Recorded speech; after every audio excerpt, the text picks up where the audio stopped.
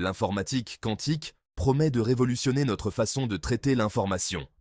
Contrairement à l'informatique classique, qui utilise des bits, l'informatique quantique utilise des qubits. Grâce au principe de la mécanique quantique, ces qubits peuvent exister dans plusieurs états simultanément. L'importance de l'informatique quantique réside dans sa capacité à résoudre certains problèmes beaucoup plus rapidement que les ordinateurs classiques. Commençons donc notre exploration par la base de tout ordinateur quantique, les qubits. Un qubit, ou bit quantique, est l'unité fondamentale de l'information en informatique quantique. Contrairement à un bit classique, qui peut être soit 0 soit 1, un qubit peut être dans une superposition de 0 et 1. Pour visualiser un qubit, on utilise souvent la sphère de Bloch, une représentation géométrique de l'état d'un qubit. Chaque point sur la sphère correspond à un état possible du qubit. C'est cette capacité d'un qubit à être dans une superposition d'états qui le rend si puissant. En résumé, les qubits sont fondamentaux pour l'informatique quantique en raison de leur capacité à exister dans plusieurs états simultanément. La superposition permet à un qubit d'exister dans plusieurs états à la fois. Pour mieux comprendre cela, imaginons une pièce de monnaie classique. Elle peut être soit face, soit pile. Un qubit, en revanche, est comme une pièce qui tourne en l'air, représentant simultanément face et pile jusqu'à ce qu'on la regarde. Un ordinateur quantique pourrait vérifier toutes les possibilités simultanément grâce à la superposition. Cela réduit le temps de recherche de façon exponentielle. La superposition permet aux ordinateurs quantiques d'exécuter des calculs en parallèle, ce qui est impossible pour les ordinateurs classiques. L'intrication quantique est une autre propriété essentielle de la mécanique quantique. Deux qubits intriqués partagent un lien spécial qui fait que l'état de l'un est instantanément corrélé à l'état de l'autre, quelle que soit la distance qui les sépare. Un exemple concret d'intrication est la communication quantique sécurisée. Si quelqu'un essaie d'intercepter la clé, la perturbation de l'état intriqué sera immédiatement détectée. Mesurer l'un des qubits dans cet état détermine immédiatement l'état de l'autre, même s'ils sont très éloignés l'un de l'autre. L'intrication a des implications profondes non seulement en informatique quantique, mais aussi en physique fondamentale. La mesure en informatique quantique est un processus délicat et fondamentalement différent de la mesure classique. Lorsqu'un qubit est mesuré, il choisit un état défini, 0 ou 1, et la superposition initiale s'effondre. Par exemple, prenons un qubit en superposition plus procedure 6 à 0 plus vapense. Lors de la mesure, le qubit sera trouvé dans l'état 0 avec une probabilité A2 et dans l'état 1 avec une probabilité V2. La mesure quantique joue également un rôle crucial dans la communication quantique. En résumé, la mesure en informatique quantique est un processus qui non seulement détermine les résultats des calculs, mais aussi assure la sécurité des communications quantiques. Les portes logiques quantiques sont les éléments de base des circuits quantiques, tout comme les portes logiques classiques sont les éléments de base des circuits électroniques. Elles permettent de manipuler les qubits, les unités fondamentales de l'information quantique, de manière contrôlée et précise. Par exemple, la porte Hadamard, ou H, est une porte fondamentale qui crée une superposition de l'état de base d'un qubit. Cela signifie qu'un qubit peut être dans un état où il est simultanément 0 et 1, ce qui est essentiel pour le calcul quantique. Une autre porte importante est la porte CNOT, ou Control NOT, qui intrique deux qubits en inversant l'état du second qubit si le premier qubit est dans l'état 1.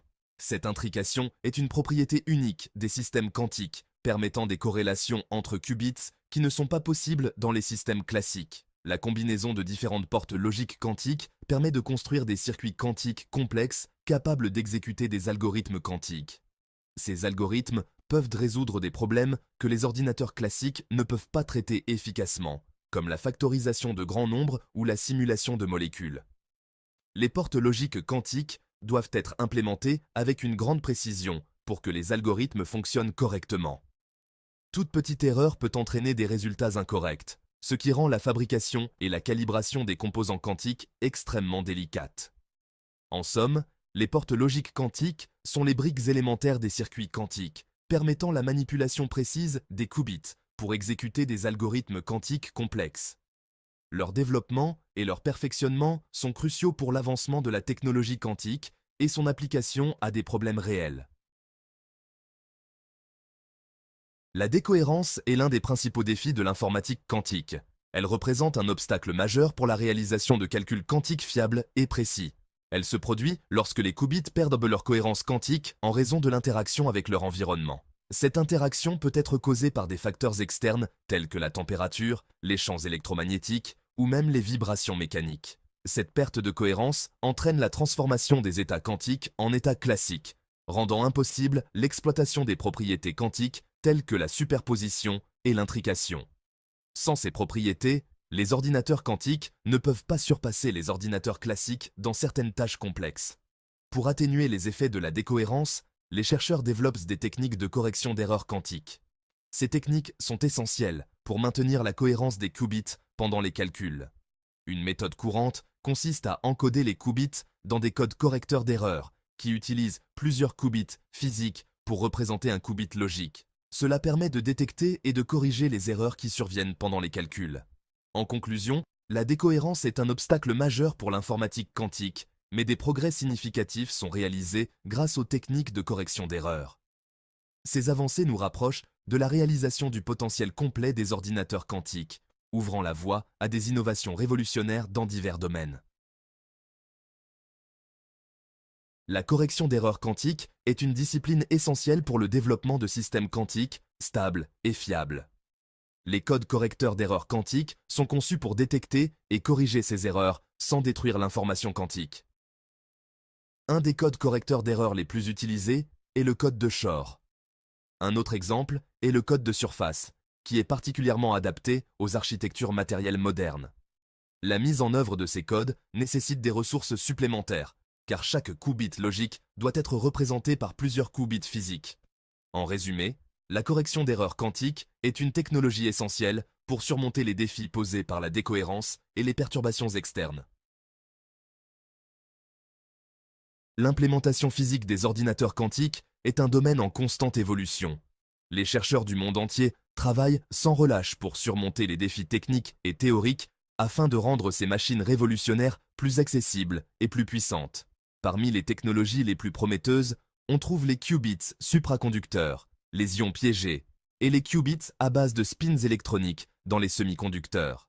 Chacune de ces technologies offre des avantages uniques et des défis spécifiques. Les qubits à base de spins électroniques dans les semi-conducteurs, par exemple, utilisent les propriétés quantiques des électrons pour stocker et manipuler l'information. Cette technologie est particulièrement intéressante en raison de son potentiel à s'intégrer avec les technologies de semi-conducteurs existantes.